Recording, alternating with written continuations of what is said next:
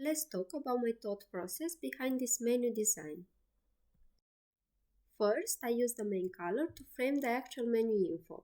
That rich green is fresh, inviting, and screams breakfast vibes. On top, I've added a catchy inviting heading. Breakfast is served. Notice that darker green shadow? It's like a secret ingredient, adds depth and contrast. Next, the logo and mock-up emojis with the takeout packaging because breakfast on the go is a must for many of us. In the footer is a call to action for social media. Now let's add the menu categories as headings, frames, some brand illustrations, items and prices.